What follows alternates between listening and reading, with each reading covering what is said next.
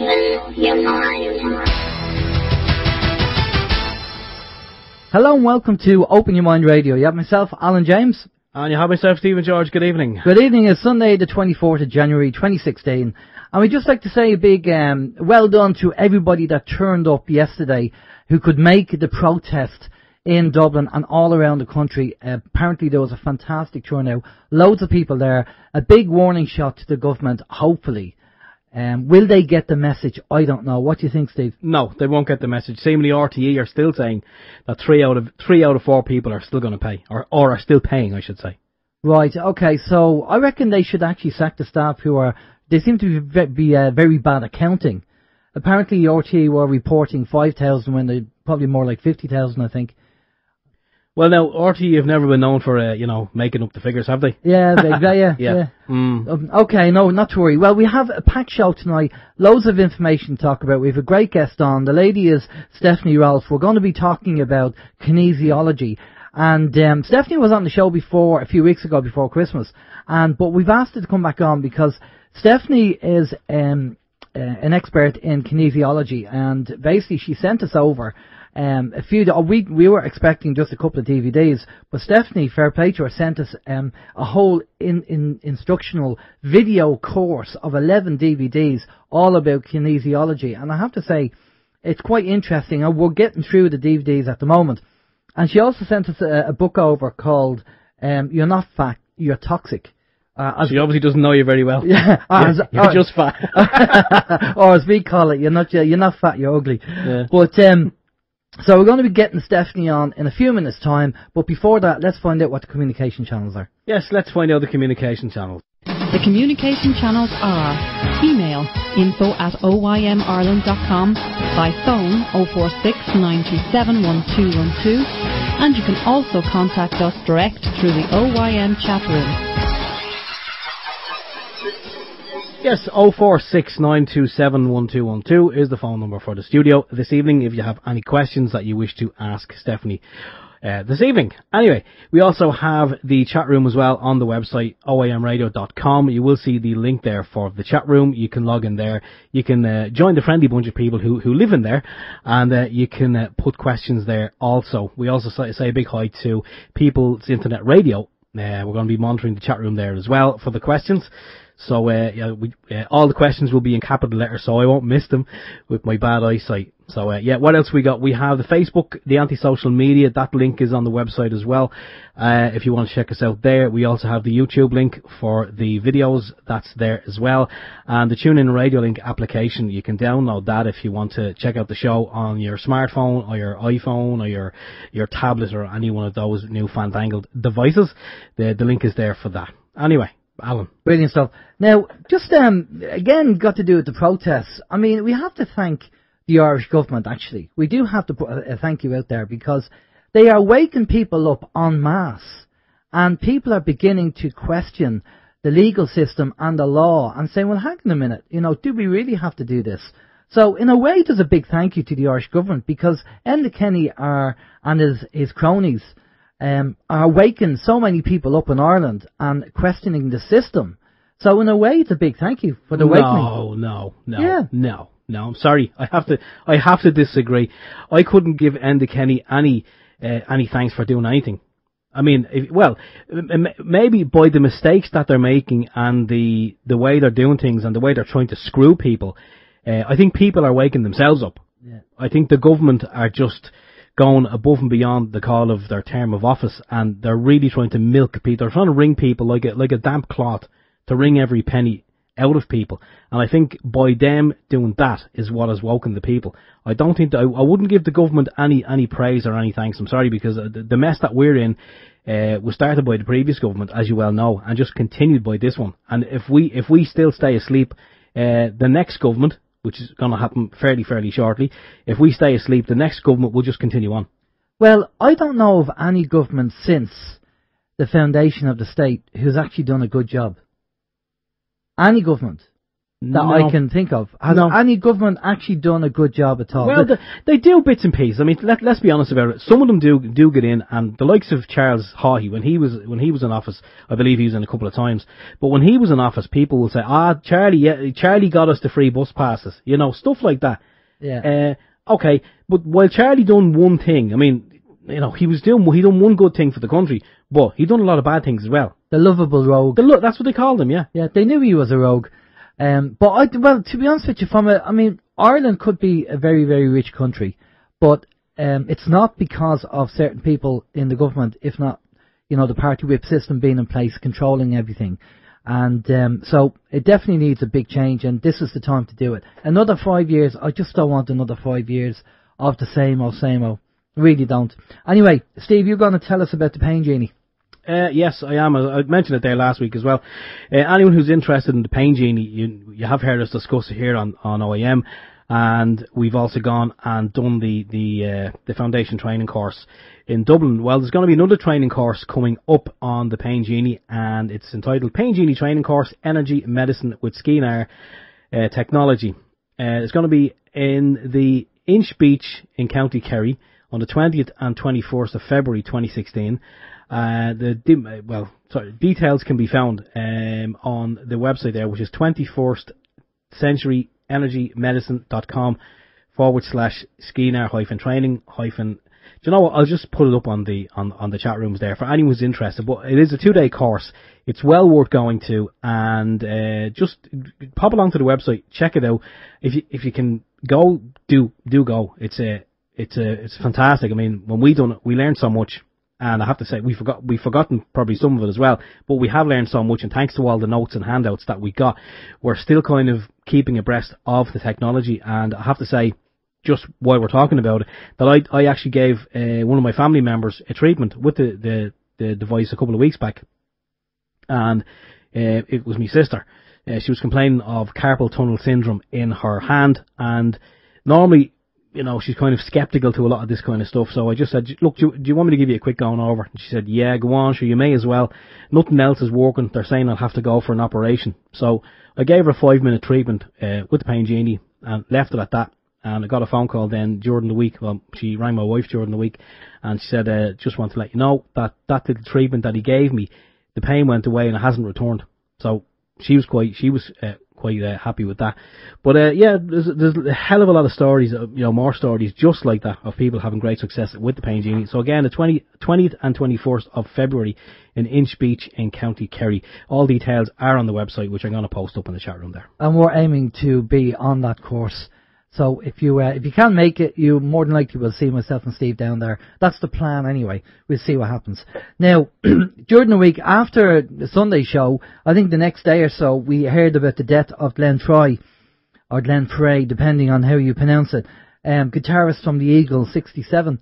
And, I'm sure you've all heard, David Bowie dying, and now Glenn Frey, and then Alan Rickman, and Natalie Cole. Lemmy. Lemmy. I'd love to know what's going on, because that's a lot of music stars dying within the space of a few weeks. Very strange. What a coincidence, So if anybody knows anything more than that, let us know. Give us a shout. The other thing as well is that we talked about the markets last week, and on a website called the allnewspipeline.com, and it says as of Wednesday, January 13th. 2016, it was reported that nearly 3.2 trillion had been wiped off the global stock market since the start of 2016, and now we see another voice added to the ever-growing list of experts that are telling us this is it, we are watching the meltdown happen right before our eyes.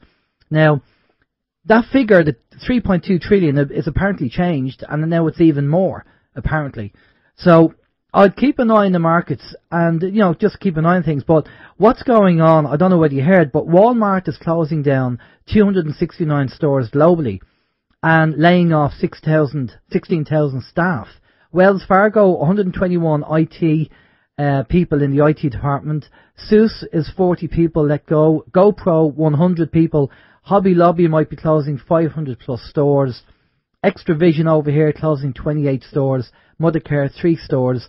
46 jobs in SuperValue in Clonmel going next to close flagship store in Dublin as well. and I'm sure there's a host of other businesses that are going and closing down. So there's definitely something going on with the with businesses and the actual markets. And basically, 16,000 people globally. These people are going to be let go. How are they going to pay the mortgage? How are they going to feed the family and all that kind of stuff? Because they need people to buy stuff.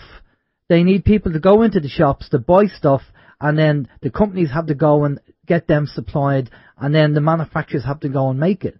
Now, if they're not doing that, if that's not happening, then everything's just going to be it's going to stall. Nothing's going to move. And apparently it's also been reported that the ships have halted their sails for the first time in history.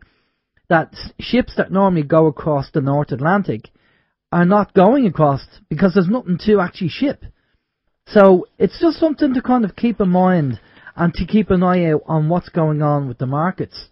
I don't know how long this will take. You got financial experts saying, oh, it's going to be quite imminent, and you got other people saying, oh, it's going to go for another 2 years before something happens. But there's definitely stuff going on. The likes of Mike Maloney, Gerald Salente, SG Reports, and a number of other financial people are looking at the markets and going, this is it. We're in it now. It's not going to happen. It is happening at the moment. So just again, keep your eye on what's going on there. And, try and be prepared as much as you can. That's what I'd say in that. But I'll keep an eye on that and we'll keep you posted. Steve? Yeah, be prepared, just like the Boy Scouts. And, because you never know. As Alan said, it could be imminent. It could be a year's time. It could be tomorrow. We just don't know. And especially when you see the likes of the weather in New York now at the moment. Mad weather conditions. Actually, no, there's a chap over there that I know, and he said he went into a local bar to watch a football game, and after the game was over, he came out and he said literally 2 feet of snow. And I think we've more bad weather on the way here as well in Ireland. So you just don't know what they're capable of. I don't believe all this weather is natural. I believe it's all man-made. I believe it's manufactured. Anyway, a website in Ireland called joe.ie, and joe.ie reports that Fine Gael Ardesh, that is for anyone outside of Ireland, an Ardesh it's a Gaelic word, it's like a meeting where the government have a meeting. Anyway, but the Fine Gael Ardesh was evacuated due to a security alert after an empty bullet cartridge was found on the stage. And there's a little bit of satire in there as well. I've seen on Facebook. I was actually on Facebook this week. Normally I just kind of pay passing attention, but I was on there over the past couple of days, just kind of catching up. But someone said that Enda Kenny, the Irish tea shop, was on stage when the bullet was fired, allegedly, and it passed right through his head. Right through his head. Went in one ear, through his brain, out the other ear, and he didn't even notice. Oh, okay. Yeah, anyway, that's... But there are people that said that if you actually stand right beside Enda Kenny, you'll hear the sea. Yeah, you can hear the Irish water. Yes. Anyway, moving swiftly along. Jim O'Callaghan is Dennis O'Brien's barrister who helped jail water protesters. And it says here, Jim O'Callaghan, the Fine Gael candidate for Dublin Bay South, acted as a barrister for GMC Sierra, a metering company owned by Mr. Dennis O'Brien, allegedly. O'Callaghan appeared before the court to demand that Irish water protesters should be jailed. He took money from O'Brien's company to ensure that working class people will be sent to jail for opposing the water charges. He apparently tried to get a countrywide ban on protesting. We did hear about that before, whereby you are entitled to protest, but there was some injunction or whatever the hell it was passed to say that if people were installing the water meters, you weren't allowed within, I believe it was 20 feet. 20 metres. 20 metres. Was it 20 metres? Yeah, we're in Europe now, remember? Yeah. Oh yeah. So you could hardly call that a protest at all. So the guy's installing the meter, he's installing the water meter, you're 20 metres away, and you're shouting your thing. Sure, he'd have to stop going, what are you, I can't hear you, we're saying we don't want the water, I can't hear you, I'm sorry, mate. Oh, you can go and protest in that little square bit of patch in the Phoenix Park. That's right, remember that before. We heard that one of the biggest parks in Europe, the Phoenix Park here in Ireland, that we're going to have a special section in there where if anybody wanted to protest, it's laughable, that's where they would go. They'd be put in there, you could have your protest, you could jump up and down, stamp your feet, and scream your lungs out. And that's as far as you wouldn't be able to do it in the city centre or anywhere where it may make a difference or draw some attention. But yeah, that hasn't come to pass, thankfully. No worries. Okay, how's your week, Steve? My week's been fine. It's as I say, I was just kind of catching up on some stuff on Facebook, which is kind of I generally just kind of pay passing attention. I might even check Facebook maybe once every couple of days, but I was on it there yesterday morning, and this afternoon I was checking out again, and that's where I found like one of the lads that I know, he was actually giving us the update on the weather forecast, because like I heard about it like through other people. I didn't see it on any news broadcast because I don't watch them, but I did hear about it, and I jumped on Facebook just to see what he was saying, and actually went on to EarthCam. Anyone who's familiar with EarthCam, I went on there because they normally have live feeds coming from New York. And I went into that to check it out to see what was happening, but there was nothing. There was no live feeds, so I'm not sure what's going on there. Maybe there's going to be an emergency situation, maybe going to rear its ugly head over there in New York, and it won't be televised. Anyway, yeah, there's not much else really happened. I mean, I was kind of surprised when I was looking through Facebook that the amount of negativity that's going on in the world. I mean, there's a hell of a lot of negativity going on. You know, they want to stab you. They want to rob you. They want to rape you, and you know it's just fear. There's just so much fear going on in the world. So I stopped looking on Facebook. I had to stop, and I went off and looked elsewhere. Outside of that, no, there's not too much else happening. I know there's a lot of stuff going on that we're going to be covering this evening, especially the information that we discussed with Stephanie there earlier, and I'm looking forward to that.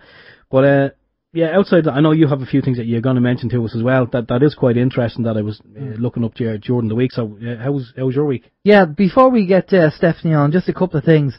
During the week, you probably heard that there's been an announcement that on Sky TV and a couple of other news channels that they have found a ninth planet, evidence found of a far-flung world. And they said astronomers detect signs of a never-seen planet that is so far away it could take 20,000 years to make one orbit of the Sun. Scientists have discovered evidence of a hidden planet 10 times bigger than the Earth on the outer reaches of the solar system. Nicknamed Planet 9 and thought to be similar to the gas giants of Uranus and Neptune, is not yet been seen directly. Its presence wasn't indicated from observations by researchers using computer modelling.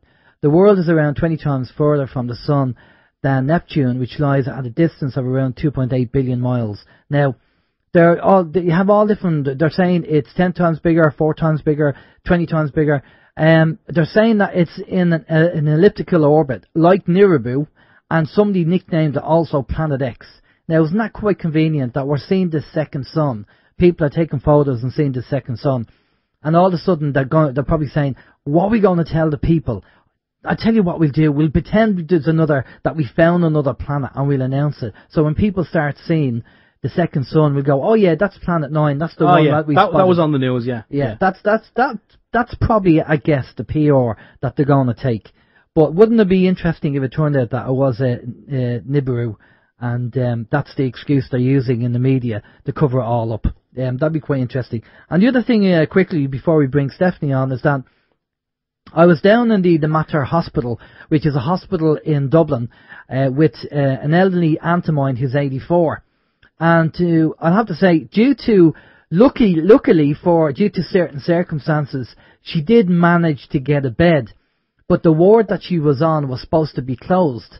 So due to certain circumstances, she got a bed. But we spoke to the nurse. I was speaking to the nurse, and the nurse said that there's 80 people in A&E looking for a bed, and there's no beds available. So Leo Varadkar, who's our health minister, has a lot to answer for. Because you can be guaranteed that if anything happened to Leo Varadkar, he'd probably be shooting off to the private Blackrock clinic to get treated, and he wouldn't be queuing up in A&E like everybody else. And that's disgraceful to have so many people, and that's only in one hospital. Imagine what all the other A&E departments are. And at one point, the doctors were actually thinking of sending my elderly aunt, who's 84, down to A&E, and we would have been there for how many hours? At the age of 84? It's just unbelievable. So I mean, this is why we need to change the country and we need to change the government, because we just can't have that. It's just madness. Okay. We're going to bring our guest in. Now, Stephanie's been on the show before. Just before Christmas, we did an interview with Stephanie on a completely different subject altogether. But this time we're going to be talking to Stephanie about kinesiology. And we're going to find out what it is and how you do it and what's involved. So, good evening, Stephanie. How are you? Hi. Good, Alan. Hi, Steve. Hi, Stephanie. Thanks for coming on again.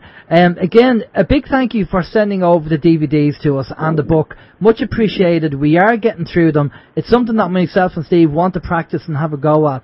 And then let people know how we're getting on and, you know, how it works. But you're probably the best person to tell people what kinesiology is and what's involved. If you want to give us just for a reminder for our listeners, if you want to give us a bit about your background first, and then we'll talk about the kinesiology, that would be great. Okay, so I'm in my 50s, and I had a science degree from Sydney University, and like everyone else, I just thought of doctors. Fortunately, my mother seldom ever sent us to the doctor, but had a relative who was sick with a problem, and it was only a naturopath that was able to fix her, and that kind of opened up my eyes a bit.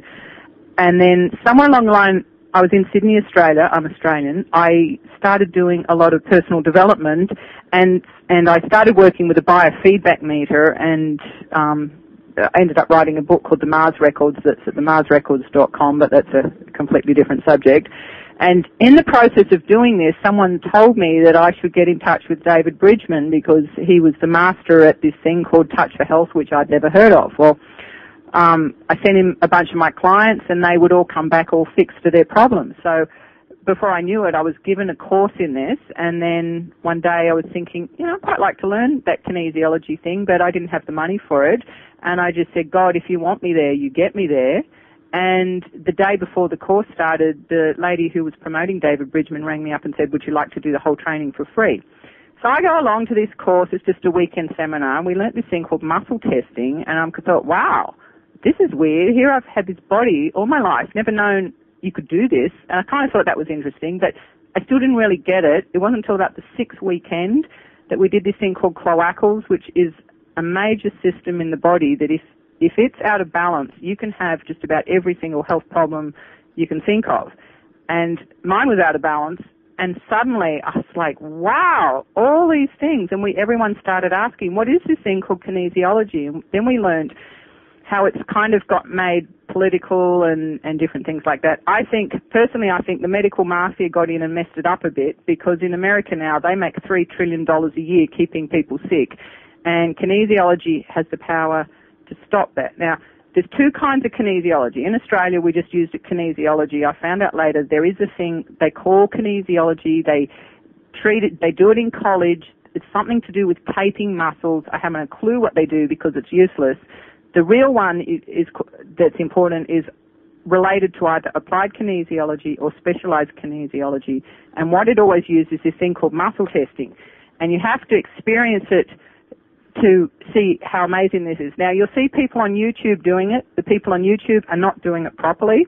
You can have someone, for example, you can get someone hold an arm out, and you should say hold, not resist, for reasons I could talk about later. Hold, because what it is the brain is sending signals to the muscle and back again, and when you do that, you're telling the brain to do it, and you tell it, match my pressure, to see if the brain's sending signal to that muscle, and they should be able to hold it there. But when there's something that stresses out the body, they cannot hold up that muscle anymore. So now you've got a way to literally talk to the brain. And you can find by putting different arms and legs in different positions that there are certain weaknesses. And those arms and legs are connected with different organs. Now, going back to that thing I told you about called cloacals, that's related to the central nervous system. And the test you do for that, you give the person a little slap on their upper arm, and they literally will not be able to hold any arm or leg up, even if they're the strongest man in the world, if their cloacals are out of balance. And the test to prove it, you get them to hold up one arm, and they're lying on their back, hold up one arm and one leg and push them outwards. And if their cloacals are out of balance, they literally cannot do that, hold up an arm and a leg at the same time, because their brain cannot process that amount of information. And I suspect, looking around the general population, just because you kind of get better at seeing people's energy the more you do this, that at least half of the people out there have their cloacals out of balance, because your cloacals go out of balance from any major stress, which can be divorce or birth in the hospital, but it can also be being vaccinated or eating microwave food. Okay, how's that for a summary? Brilliant, brilliant. Well, the first, we came across kinesiology when we went and did the Pain Genie course with Richard Cumbers when we were doing training with that. And it was just people on the course who actually knew about kinesiology. And they said that you can test your clothes, you can test your food, and various other things. And the kinesiology, once you're trained in it, will tell you whether they're good for you or not. And this was just an own personal thing. Now, the muscle testing is a bit different because you have to do that, somebody has to do that on you, I think, is it? Yeah, now there is a thing called self-testing. It doesn't work very well at all because a broken computer cannot fix itself and emotions and things get in the way. So it really works better if you want to know if something's good for you, to grab another person and use their body to find out, or to have them test you. But one of the reasons all the different people on YouTube are not doing it right, there are various pre-tests you need to do first to check that everything is working right. Most people's brains are all wired up the wrong way for all the bad things that have happened to them. So, for example, if they're dehydrated, you're not going to get accurate results. And about half the people out there that I test anyway are dehydrated. Yeah, well, the thing about this, if you have two people that know how to do it properly, then that's going to be a big help. And because for all the poisons and the chemicals in the air and the poisons in our food and the stress and environmental issues, I mean, most people are probably sick in some way or another. Right. I mean, I haven't had a doctor for like decades. There's nothing that I haven't been able to fix for our family, and I've got a list of heap of things that I've been able to fix with other people. I just give you an example of how miraculous kinesiology can be. Amazon has a book called A Revolutionary Way of Thinking. There was a man in his 30s, I think he was American, went to Australia. He had a diving accident. They told him he would be a quadriplegic for life. His name's Dr. Charles Krebs. He used kinesiology to fix himself. He leads a totally normal life now. Now, you tell me anything in medicine. The whole thing about medicine, all they are, if you go to a doctor, they're not going to tell you anything else. My saying is, if you go to a butcher, he's not going to buy lettuce. He's not going to offer it to you. Basically, all they've got is they will sell you testing, and virtually every client I've had thousands of dollars worth of tests. And, pain does not show up on a test. It's an energy. They will sell you tests, they will sell you drugs, and they will sell you operations, but they're not going to sell you all the other things. So I've also had many, many clients come to me to do a lot of natural stuff. Well, the herbs and eating right, that can do things right, but if a person has a basic imbalance, or the real problem is from some emotion stuck from the past in their body, they'll never get the full benefit from that they should have if they've applied kinesiology as well. Now, we're just going to say to our listeners, if you have any questions, we have 2 chat rooms running at the moment. If you have any questions for Stephanie, throw them into the chat room and Steve's going to sort them out there. Because I'm sure there's a lot of people interested in kinesiology and finding out about this. I don't know much about kinesiology in Ireland and whether there's an actual society or group or where you go to learn about this. I don't know much about it and how big it is over here. Is there a global... Well, again, okay, tell you the history. The problem is, again, first of all, you don't really want a big group. You don't want to be licensed, because once something's licensed, they can de-license you. And I mean, at the end of the day, you're just moving a few arms and legs and rubbing things. So what happened was you had a bunch of chiropractors started developing this thing called applied kinesiology, and they kept it very much all to themselves, just for, the elite professional people. And a man called John C. came along, and he developed this thing called Touch for Health that was much more intuitive, incorporated Chinese medicine, incorporated emotions, food testing, and a bunch of other things. But he left out some of the really good stuff from applied kinesiology. So, and then each person sort of went off doing their own thing, and I suspect that somewhere along the line, somehow the Illuminati and things messed up with people. I don't know what they've done, but there's something going on to just make this the most powerful thing ever been around, not a household word, because everyone should learn how to do it. So I decided that what I wanted to do was get everyone learn how to do this and how to.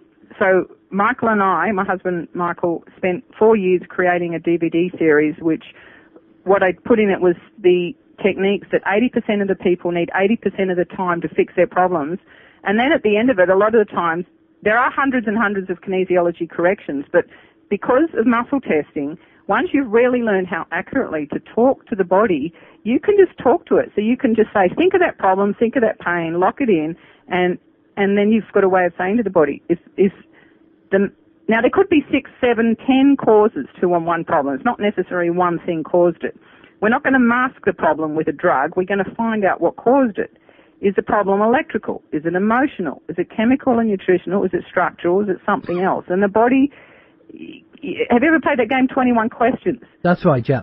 But you can only answer yes or no. So the body's telling you yes or no. So as an example, I had one person came to me, and the number one thing for her stomach ache, she had to change her laundry detergent. I told her to do that. She didn't listen to me, so she had stomach aches for 3 weeks, finally decided to listen to me, and voila, stomach goes away. Another time, the body told me, a person, that she was allergic to cat fur, but the problem was that by this stage, I'd got to finding it was a chemical thing, and it was just in the hallway. It wasn't in the whole house. And then I got cat fur, and I thought, well, hang on, this doesn't make sense. If it's cat fur, it should be over the whole house. And then she said, oh, which cat? Well, it turned out she had a house cat that went everywhere, but the neighbour's cat would come in and just go as far as the hallway. Oh, okay. So the body can tell you the most amazing things, and because of, I would hope a lot of your readers have read The Holographic Universe, because we're all connected to everything, you can actually use muscle testing to find out all kinds of things.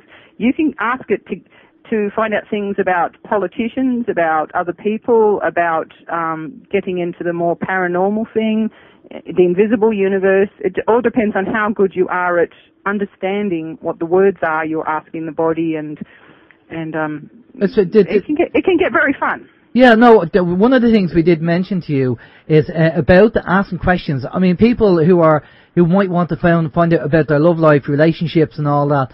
And apparently you said that you can actually ask the body the questions and that will come back. So it's not just about the health and clothes, but you can ask an awful lot of questions. Now, if somebody said, right, okay, I'm going to ask my body a question about a relationship, what will the body tell you? What if they say, let's take a kind of a random kind of question. What if somebody says, right, I'm going to ask my body if the partner that I'm with is the right person, that is the person I should be with. Now, how would that work? What would the body say, and where's that coming from? Well, as I said, that could get a really tough question. If you get the word right, look it up in the dictionary. It's going to have a whole bunch of things. So when you say right, is that according to you, or because your body's going to be comfortable, or is it because it's you're paying off your karma, so it's going to be horrible, but you're still meant to be with them, or is it because there could be many reasons why the wrong person's really the right person. So that's a question that's not really direct. The best kind of muscle testing is really when it's more, there's a real yes or no. You could perhaps ask them, is this my soulmate, or is this my ideal partner, or is there someone out there who I would be happier with? I mean, for example, I have actually used it sometimes when someone's got a best friend, if someone is their controller, or if this is someone who thinks they could be subject to mind control and things. But I say you definitely will get an answer. The question is it going to be the right or wrong? And I suggest that people don't ask those kind of emotionally related questions right at the beginning when they're just learning, until they've practiced it enough and they've had enough feedback to begin to get confident about when they're getting the right and wrong answer. You can also actually get demons get in the way. I mean, you can have, if there's something out there that, say for example, have you heard of the alien love bite, how there can be aliens that actually will get two people to fall in love with each other? So that's a good thing. You could ask the body, is an alien love bite involved with this relationship? So that's more a yes or no question. You're not having to, it's either it is or it isn't. Okay, well, that would make sense because, the whole idea of we are energy and we have to vibrate in a high energy. So if that was a case that they put you with somebody who has a negative energy and pulls your energy down, then that suits them. Right, so and that happens a lot. Most of your listeners are probably going to be people with metaphysical abilities, so you can actually muscle test how many metaphysical abilities have, and then what they are. That's a tricky question, because sometimes some people have metaphysical abilities that are so strange that we don't even have the words for them, because we have such little understanding about the spiritual universe, and so a lot of people will actually have commands against them to mess up their relationship. So that is, in the course, I have a thing called the Wernix correction, which was invented by my teacher, David Bridgman, which is extremely powerful for clearing subconscious programming. So a lot of people run around to alternative health seminars and things to find out. It might be, for example, they might feel they don't love themselves enough. Well, the words in their brain are not, I don't love myself. The words are, you're a bad girl, when their mother said it to them, and it's worded as you.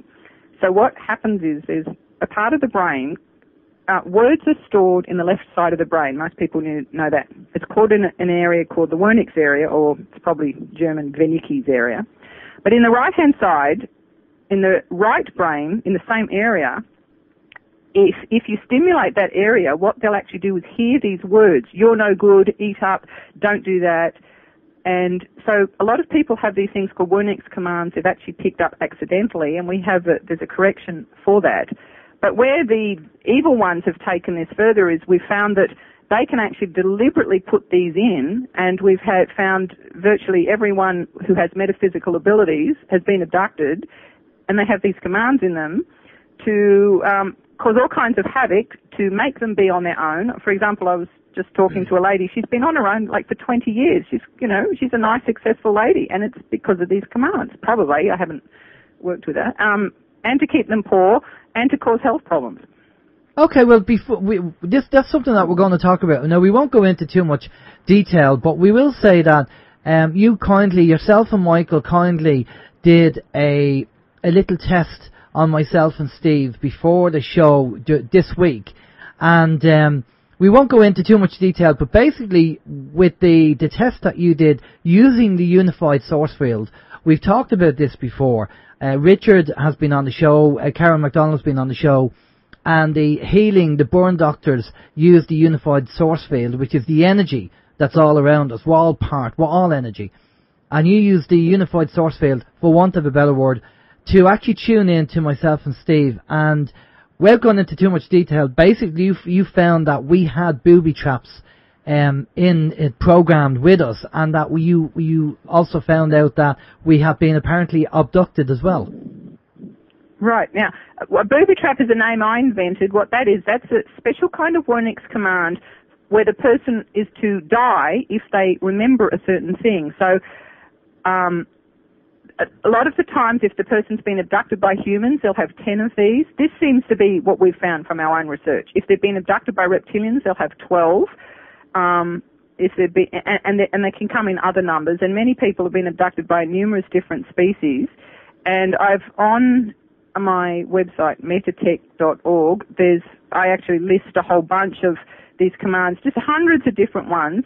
I've also got an article how hundreds and hundreds of UFO investigators have died. A lot of the times they'll just suddenly get cancer or a heart attack and keel over and die. And a lot of people have assumed this is an energy weapon, but I suspect what it is booby traps activating. So they'll have a heart attack if you remember this, get cancer and die if you remember this, your brain shuts down if you remember this, go insane if you remember this, and many other versions like that. And this particular correction can actually undo it, and I've had people who, very normal people who shouldn't have big health problems have huge improvement having these things removed from them. Yeah, okay. Well, we're kind of, we were surprised at the information, and we're still digesting it at the moment. We found it quite interesting. I'm going to pass you over to Steve. We have a few questions coming in now on the chat room. So, Steve, over to you. Yeah, we've a lot of questions coming in. Where to begin? Just going back to let's say beginning of kinesiology and training or studying. Karen was wondering, Stephanie, what would you recommend for beginners in terms of where to get info, possibly where to start? Okay, so I hate to blow my own horn, but seriously, to go to Perfect Health System and have a look at the course we've done, because, you know, it's a $400 course, $450, sorry, and some people have said this course is worth about $1,200. In order that the amount of training that I had to do, I would have did about like 12 different courses each, and they're not even being offered now. You'll get a different one here and a different one there, and different people teach them differently. So you can spend thousands and thousands of dollars. But as I say, with this course, what I tried to do was put in the most important stuff for the most important people. Also, we're not charging royalties. We want the whole world to do this. So what I would really like is for 30 people to get together and I'll put $20 in each and everyone learn it. This is not your normal course where people just pick up a video and point and shoot. We did this properly with a teleprompter, 600 scenes, word crafted it, took 4 years to do it so that no one would have any questions. And so it's very much all you have to do is have a screen, put it in, and turn it on, and when I say do something, do it, get through the video, and by the end of it, you should be doing amazing things. In fact, if you go to a website, AmericanKinesiology.com, I've had one lady who wanted to learn it. She couldn't find anyone to learn it with, so she decided to start selling courses. So she's got people paying her to come to her so she can learn the course. Yeah, and I mean, I hear what you're saying. I mean, 20 when you kind of look at it that way, if you get 30 people and $20 each, it really, I mean, what would you get for $20 these days? Probably nothing. So I mean, yeah, it's a great investment in your own health and well-being. People photocopy the manuals and copy the DVDs. This is to get at the moment, people are dying out there, and we've gone past the stage of worrying about them and hurting. We just want to save the people left who still have good people, spiritual people, people with metaphysical abilities who can hold on to save for what's going to look like a plague out there as people around us are just going to start dropping dead. They're already doing it. Yeah. I mean, I'm guessing, obviously, people are going to start saying, oh, $400, you know, we can't afford $400. But I'm guessing at the end of the day, you said this took 4 years of your time and effort to put together, so therefore, obviously, it was done professionally. And yeah, we have a payment program, it's $56 a month. Yeah. But what I was going to say was, I mean, at the end of the day, you obviously had a bill when you finished getting all this work done, production, editing, and et cetera, you obviously were left with a bill. So I'm guessing when you're kind of putting the figure on the, you know, how much the course is worth, you have to pay a bill at the end of the day. So I mean, you can't actually give it away for free. Right, and guess what? If you give something away for free, people don't do anything too. That's right. That is part of it. Any extra money we get, we're putting back in. We still do sometimes give them away to free when someone's really desperate and doing something. So this is part of our ministry to help people with this. And what I especially did with this course, it is designed to help people with health problems. Talking about health. There's nothing more important than health. You're just talking about you said there's all these people who can't get a hospital bed. Yeah. If they had kinesiology and they were eating right and fixed up their emotions, they probably wouldn't need to be going to hospital. There's no way. I don't care if I'm dying. I'm not going to hospital because they're not going to help you. They're going to help get you out of there as fast as they can. Yeah. John is wondering, is kinesiology in any way connected with chi power that we see martial artists use? If it can do what to chi power? Yeah, is it in any way connected with chi power or chi energy? Absolutely. Yeah, it's about increasing your chi. So it's part of it is the meridians in the body.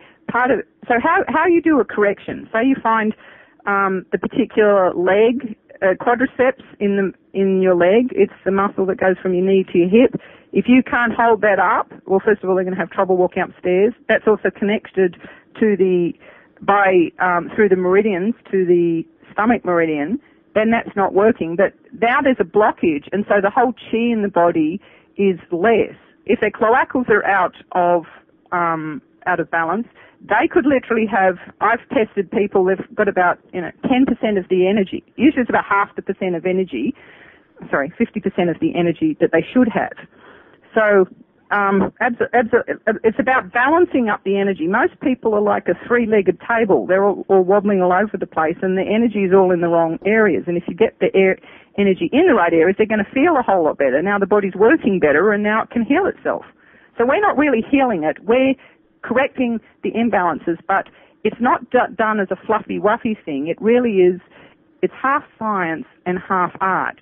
It's science in that it's totally reproducible. If a particular person has a particular imbalance, you could have 10 people come in the room who've been trained, and they will all get the same result on that person, that there's an imbalance here. And then you do the correction, and it corrects. And you don't need to, anyone can learn this. You don't have to be a super psychic or anything. You just have to do the program. It'd be good doing a kind of double-blind test, just to kind of prove it, especially with the skeptics, you know, to show them it working and to prove that it works. Right. I wouldn't even try to deal with skeptics. First of all, I believe a lot of those skeptics, they're probably Satanists and or some kind of strange alien or something. They're someone who is determined to keep this out and or, you know, they're just insane. So the important thing is to convince yourself and those around you, show them, you don't have to convince them, do it. You'll find out it works because you'll feel better and you'll see what it does for other people and just keep on going. Well, again, there's proof in the pudding. If you diagnose something through the muscle test and then they apply whatever they have to do to fix it and they're feeling better after that, well then surely that's enough proof to say, there you go. You know, there's the proof in the pudding. Right, and each person is so unique. So, you know, yes, I would love to do a double-blind test, a test and get the millions of dollars in research, but as I said, they're more interested in shutting this thing down than in getting it out there. Yeah. It's not, they don't, the American medical mafia makes now, it used to be, when I wrote You're Not Fat, You're Toxic, it was $2 trillion a year. They're now making $3 trillion a year. That's more than 5 times the defense budget by keeping people sick. You know, I haven't spent any money on medical stuff, so they're not making any money out of me. Okay, well, I mean, that's a good argument in itself. Steve, you got more questions there? Yeah, just out of curiosity, Stephanie, how long would it take start to finish for someone who wanted to learn the art of kinesiology? Is it something that can be done over a couple of weeks, couple of months, or a couple of years? Yeah, well, see, here's the thing. There are people who, you can go to Switzerland and Belgium and there are different courses where you can spend 3 years doing kinesiology and you might learn a few extra things, but you are still dealing with the fact that this is an energy thing and an art. My course, if you sit down and do everything, you can have learnt it within 3 days and you will be able to have some miracles on some people. And you will be able to get improvement and you will be able to muscle test if food is good, bad or neutral.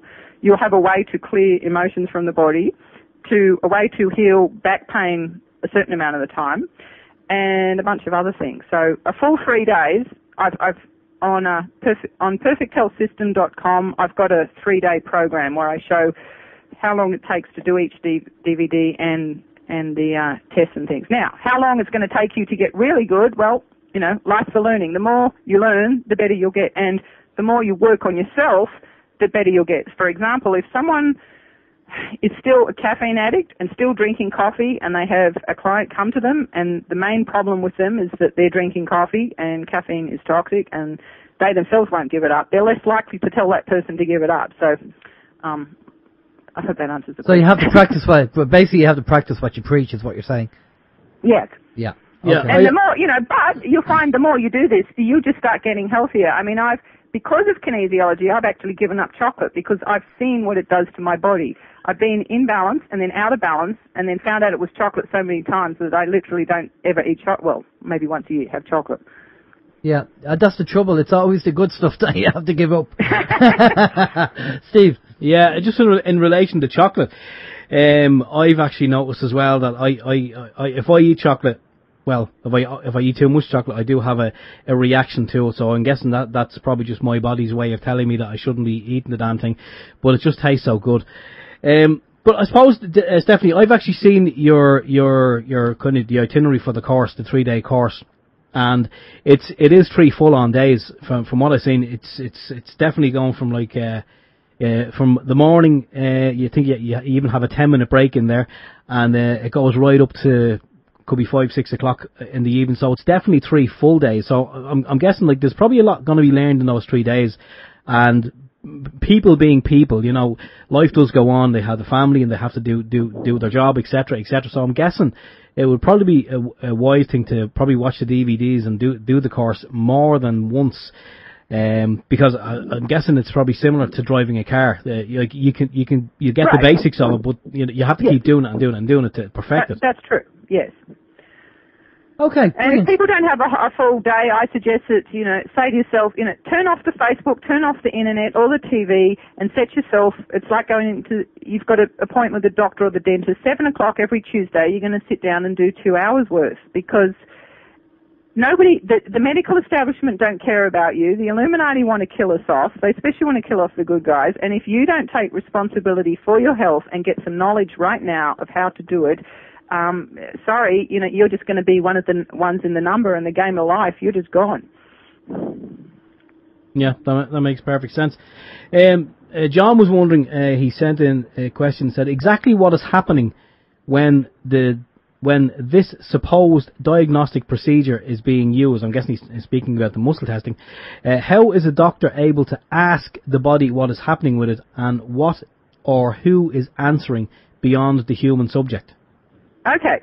Well, first of all, we're not doctors. We're kinesiologists. We just balance energy. We don't want to have anything to do with doctors. Different people have different ideas, so there is energy going on. But they have actually done experiments, and they should show your brain, if you're in balance and everything's working properly, your brain is sending electrical signals to all of your 600 plus muscles and back again continually, like a fax machine. The brain is saying to the muscle, hello, are you there? And the brain sends back, yes, I'm here, are you there? And it goes, hello, are you there? And this is on and on. Now, what happens? That's fine when everything's working. Then there will come along a stress. Now, it's not just an emotional stress. It could be, as I said, it could be an electrical stress, like eating microwave food or being on your computer too long or walking or being near a cell phone. It can be emotional stress. It can be chemical or nutritional, eating too much of the wrong kind of stuff and that kind of thing. It can also be structural stress, like you got hit on the head or a car crash. And now the body is actually an electrical instrument. The body says, well, we had this stress, there's an overload, something has to go. So it looks around and it considers all these muscles as a fuse box and says, okay, that muscle where it's going to go. And it just stops sending the signals to that muscle properly. So that's why when you put the arm or leg in a certain position that isolates just that muscle, that person, even if they're the strongest man in the world, cannot hold that arm and leg in that position when you test it the proper way. As I said, you have to know what you're doing. You can't just sort of, if someone doesn't know what they're doing, they can say, oh, well, that doesn't work because you blah, blah, blah. No, it is an art as well. You do need to know what you're doing. But if you're doing it right, it is repeatable, then it will be weak. And then when you do that weakness, the brain, which is this incredibly powerful computer, people call it a biocomputer. It's like a living computer. It looks at it, says, oh, that muscle. Oh, yes, we haven't used that for a couple of years. I'll start sending, and then you rub these you can run the meridian or rub various points to do with the lymphatic system or the vascular system, like the blood system. There's different points all to do with Chinese medicine. The brain then starts sending signals back to that muscle, and then you do a retest, and now it's strong again, and now it's stronger. That's how it starts working. Excellent.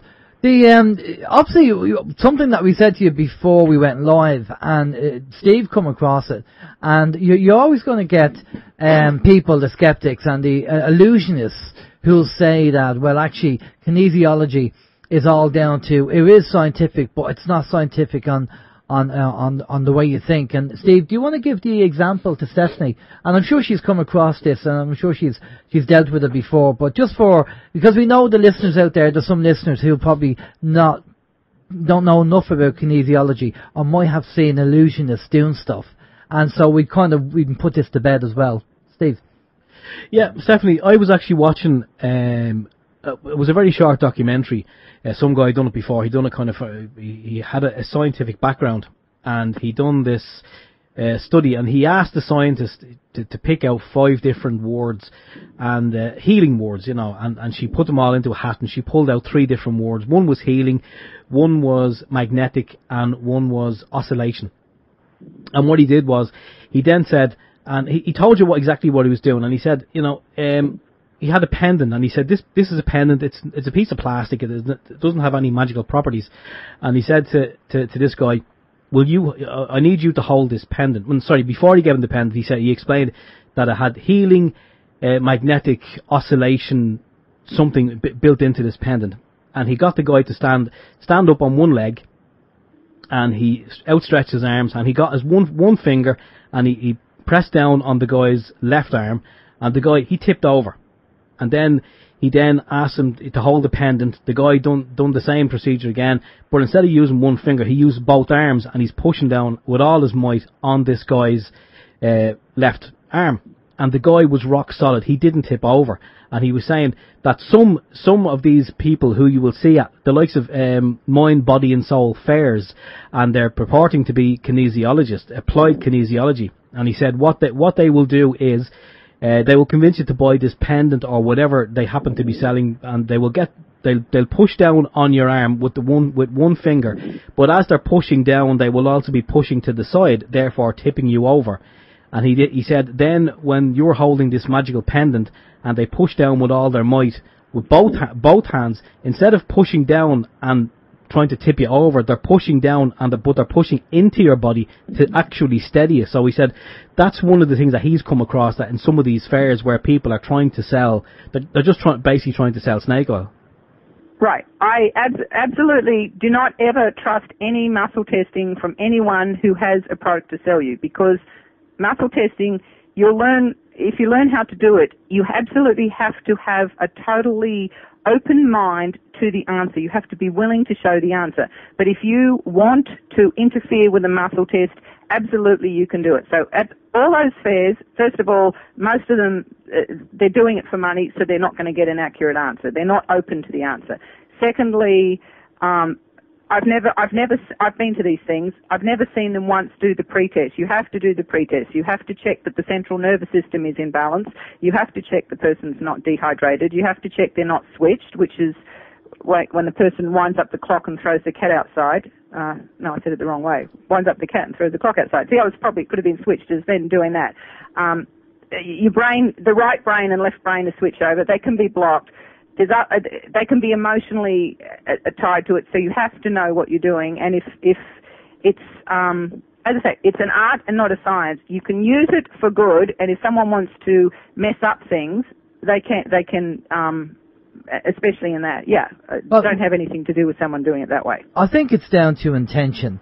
If you really want to, in fact, the very people that I worked with in my class, I've had people come to me who've had problems that they've had for 20 years. They've been to every kind of normal doctor and also alternative kind of therapist, and it didn't get fixed because they didn't have the extra things I'm showing you, is talk to the body and find out exactly what it was happened. So I've had, for example, one woman came to me and her clavicles were out of balance, so fix them up, send her away, 2 weeks later come back.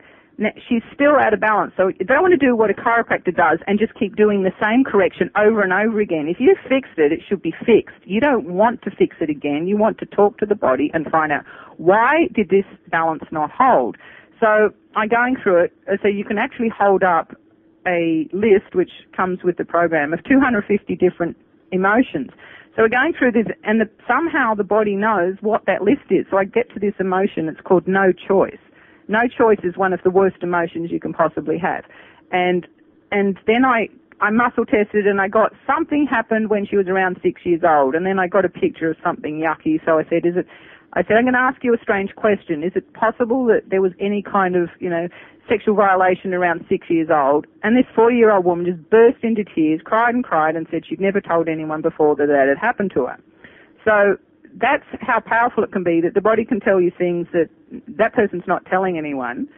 And so my intention is to heal. And if your intention is to heal and you're using it right, whereas, you were talking about different people can take it. At the same time, there was a guy in my class, he had the same training as me, but once one of my clients, because I'd left Australia, went to him, because a friend of a friend of a friend told them to go, and their little 6-year-old boy, instead of getting his headache healed, he actually got a headache from this guy. So you're letting someone touch you. You don't ever want anyone to touch you if you don't think they've got clean energy. Okay. And good intentions. Well, I like the idea that, number one, with the Pain Genie, you're an energy practitioner. And with the kinesiology, with the right intention, obviously, that you can really, the two of them really blend well together, and you can use that on the subject matter to, number one, treat them with the Pain Genie, but also find out what's causing the pain in the first place. Mm-hmm. So I kind of like that. Do you have more questions there, Steve? I do indeed. This one came in earlier. Stephanie, what if the problem that you're trying to heal, if let's say you're using the kinesiology and the problem happens to be a retrovirus, how would you tackle that one? Well, it's starting to get medical, so we don't want. When there's my understanding of viruses, if you go and look at the work of Beauchamp, he says that we actually have within each cell a part of us called the microzyma, and when the body is out of balance, it can turn into a bacteria, which can turn into a virus, and when you're back in balance, it goes back harmless again. And he actually invented a microscope that could see this, and then the pharmaceutical companies came along and they took that microscope and they've put it, you'll see it sometimes in museums. So, again, you can have viruses run through a place and some people will heal and some won't. So you want to get the immune system working well to fight it off, and so there's no one thing. You're going to do a whole lot of other things. Having said that, anytime someone's got viruses, I would also point them to have a look at Dr. Hulda Clark's book, The Cure for All Diseases, where she tells you in there how to build a zapper that can electrocute viruses. And there's a story on the internet, a guy who gave a speech to the Multiple Sclerosis Society, and I'm pretty sure that's meant to be a virus. He said that he cured his multiple sclerosis by getting his mercury amalgams removed and having a virus, and of course they never wanted him to speak at the Multiple Sclerosis Society again because it's big money. And certainly the few times we've been sick, we've used our zapper and got, had the symptoms go away within a couple of hours, if not a day. So the whole thing with kinesiology is not a one-off thing. You can use other things to combine it as well, but you want to get your immune systems working well, and almost everyone needs to get their diet improved because, your immune system needs a good diet. Yeah, I totally agree. I mean, I just say that I have been with people, I've been around people who've had colds and flus, and I haven't contracted it. I haven't fallen ill with a cold or a flu in a couple of years, and all I can put it down to is I'm not the healthiest person in the world by any stretch of the imagination, but I do take stuff like spirulina from your homeland, Australia. You know, we take the likes of that. They've never even heard of spirulina. Yeah. And also it can take 3 generations for DNA to get worse or better. So it also, if your family were eating better and things too, and having better emotions, then that helps you as well. Absolutely. Just out of curiosity, the zapper that you speak of, is that the one similar to the one that was invented by Bob Beck? No. No one's ever fully been able to create the Bob Beck one of putting frequencies, but it's all to do with a low signal frequency generator. We actually have one of those as well, where what the zapper does, it's just getting again, it's based on the idea. It's similar. It's sort of like she recreated Bob Beck's thing, where he said that every living thing emits a frequency, and if you hit it back at that same frequency, that thing will kill it. And all these viruses and things, they're at a very low frequency. You'll find every time someone gets a device, the pharmaceutical companies really hate that because I guess there's something about people just love to have technology, to have things. And make it easier so they don't have to change their diet or anything like that. And what the zapper does, it actually is my understanding is it puts out the low signal, but it's slightly higher voltage, so it's kind of like zapping it, and it doesn't have to be a specific. Brian, I've had a headache and zapped, and within 5 minutes the headache's gone. So I would never travel anywhere without one. The one we like the best is called the Terminator Zapper. It's about $100. There's a guy on the internet who I used to be involved with. We actually discovered him, Don Croft. He makes the holy hand grenades and the Cloudbusters and he was the first one to discover orgonite. We actually discovered him on the internet through one way or another, and I finally realized this is a mad magician here, and asked him if he'd give me the instructions, and we put it on the internet, and sort of now half the world, even Will Smith's sons now, knows about orgonite. But anyway, he makes a Terminator zapper, which is really great because it doesn't have any wires, and so it's only little. So is it like a blood electrifier, like Bob Beck's blood electrifier? When you call it a zapper, I mean people. When I'm talking about Bob Beck, I'm thinking about the other. It's all similar, but it's different. I'm not technical.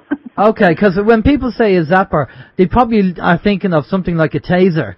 And oh no, nothing like that. This is a low signal. It's like putting it's like more similar to radio waves. You don't feel a thing. Some people feel a teeny weeny little buzz. Bob Beck's stuff was much more invasive, I think. Sorry, when you said Bob Beck, I was getting mixed. I was thinking getting him mixed up with Royal Raymond Rife. Okay. Royal Raymond Rife was the original one. Bob Beck certainly came up with some great stuff, but his stuff, I think, maybe sometimes can cause problems. I'm not entirely sure on that. It's really good to have, if you're going to do something, always get something that can never really hurt anyone. And I think Bob Beck's stuff was great, but I think you have to kind of know what you're doing with it. Whereas the zapper, you just have to use it. Well, okay. From what I'm actually looking at here, just to mention, Stephanie, I am looking at a website here, yourhealthbydesign.com, and they're actually selling the Terminator 2 Zapper by Don Croft. They're selling it for 122, I'm guessing that's US dollars, and they are saying, some of the people are saying on the reviews that it really does kill parasites. But that was the one thing that if memory serves me, Bob Beck, he kind of advocated that. He was saying that, parasites in the blood, and he was saying that when you use his device, which I think I can't remember if he called it a zapper or not, but I think Don Croft allegedly kind of improved on it, even though Bob Beck says it can't be improved on. This is the best you're ever going to get. And he did say once you start using his one as well, that you will have an evacuation, and he said there will be a lot of matter in it that can only be classified as parasites or parasitic or whatever it was. Okay, I'm not an expert. I just on this stuff. I'm just suggesting to people this is something to look at, and even the book, The Cure for All Diseases, actually tells you how to build your own one if you don't want to go buy one. Well, the thing is, I know technology is great, and myself and Steve are big fans of using technology, but you can't beat being able to do your own checking without having technology. With the kinesiology, I can check Steve, Steve could check me when we're trained and know what we're doing, and we don't need technology to do it. If you're going out somewhere and you want to check somebody and you go, well, I don't have the gadget on me, so I won't be able to check you. That's not a problem with kinesiology, because you don't need any gadget to do the checking. Right, and actually, just to give an example of how, wild this can get. So while most people are just using kinesiology for healing, and it goes beyond just testing. You can actually use it, as I say, to rebalance, to give more energy, to get instant improvement, to actually have pain and problems go. I mean, I've had people I've never been able to not heal someone who had back pain or constipation or diarrhea and a bunch of other weird things, because you're actually getting the brain to send signals to all the different places. But if you want to get into the more strange stuff, so you were talking about all the problems in Ireland, which, kind of like going on with everywhere with the politicians and that. Ultimately, these politicians, they're not the problem. They're the stooges. They're the little puppets being controlled by forces, the likes of which most people can't even imagine. And one way with the kinesiology, you can do things. So we've got a website, rexjuice.com, and there's an article there on how to close portals. So I had someone contact me one day, and it was her husband. And then I found out his wife was on the phone listening. And if I'd known she was listening, I probably would have changed my conversation a bit, because one of the things, she thinks she's very special because all these different creatures get her to travel around the world and open portals. And I wanted, trying not to upset people, I want to say, and what makes you think that's a good idea? This is one of the problems why these things are getting through, because there have been many portals open. So just for fun, I actually muscle tested how many portals are here in Florida, and there's just a few. But I muscle tested that the portals in Europe are 5,000 times more important than the portals here in Florida, and the portals up in the East in America are about 3 3,000 times more important. So I'm thinking that's because Florida's basically a sandbar. There's nothing here from ancient civilizations. And when I say ancient, I'm talking even going way back before Atlantis, before everything else. So you can actually muscle test, for example, how many portals you've got in your city and get out a map and point to it and find out where they are and go to them, and you can then go around with oil and anoint the place and close the portals down so these things can't keep coming through anymore. And eventually, the only way we're going voting and all that other stuff is good just for waking people up, but ultimately the only way we're going to fix up this planet is through a spiritual revolution and by spiritual warfare, and you can use the muscle testing to help you in that a lot. Okay, and I mean, since we're on the subject, you said that when you met your husband didn't realise that he was an abductee until you did some testing with him. Right. Well, what happened? I met Michael there's a magazine called Nexus magazine. It's written in Australia. This was before the internet, so that was one of the few places where you could learn of all this weird stuff. And they had a conference in Sydney, and I'd been to it once before because I was 36 at that time, and I still hadn't been married because I'm looking for my ideal mate, the person who, by this stage, I actually knew about aliens because someone had given me a copy of Matrix 2. And so I needed someone who actually knew about aliens and, all this other weird stuff. Mm. And I also wanted someone who was close to God because that was important to me, my life purpose. And I'd been to the Nexus conference years before and I hadn't seen anyone there. And the next year I said, well, God, if you want me there, you get me there. And someone rang up and organised a blind date with me with one of the speakers, and I wasn't interested in that, except they had free tickets. So I went along to the conference, and that's where I met Michael, and it was like an instant connection. But he had more rage in him than anyone I'd ever met. I mean, we had a huge row over the Bible the first time we met, and anyway, but this was before the internet. I knew my purpose, my life's purpose was around, it had something to do with the internet. I didn't even really know what the internet was. I just knew this was the way to go. And he was a software developer, so I was seeing him to help him get my website, my very first website, Relfe.com, Health, Wealth and Happiness, up and running. And then one day I thought to myself, oh, if I could just get rid of that rage in him. So I said to him, would you like to do some sessions on the biofeedback meter? And he agreed to do that. And that's when we just sat down and did a session. He starts talking. I said, well, what do you want to fix up? He said, well, he remembered when he was young seeing, he had a memory and he never knew if it was a dream or not. It was this spaceship came over, kind of like Star Trek, and everyone came out looking at it. So I get him on the meter to tell me about that. And before long, I can't quite remember, it's a long time ago now, he started talking about the Navy, because he'd been in the Navy. I said, well, tell me about your different times in the Navy. And there was this one time in the Navy, he kind of jumped a bit, and I said, and finally I worked out, I said, well, when you were at this Navy base, were you there in different ones? And then with each one it was okay until this one particular one, he'd jump and go all over the place. And I said, well, if you weren't there, where were you? And then he looked, and I just knew what he was going to say, and he said Mars. And at that time I thought, oh, this is going to be a past life. But anyway, many, many sessions later, we realised, no, this lifetime, he actually went to Mars. He stayed there for 20 years, and then they age-recessed him and time-travelled him back and wiped his memories and dropped him off 5 minutes after he left in the first place. Yeah. Well, we've heard about this age recessing from one of our guests that came on, Captain Randy Cray, who said that he was involved with Mars as well. And so basically, when you look at them, he's supposed to be in the 70s, but they rewound the clock, you could say, with him as well. And well, here's the question. I'll tell you what. First of all, Michael was the first person that came out with this Mars thing. It's really interesting to us now. You've got about half a dozen people saying they've been to Mars. And our question is, how on earth did they get their memories back? Because Michael and Pat and other people I've worked on, none of them had a clue that they had any of these memories. And it's because they give you, the mind control is that good. So I'm just really curious to know how these people are getting their memories back. Well, see, their memories were not wiped in the first place. They knew what they were getting involved in.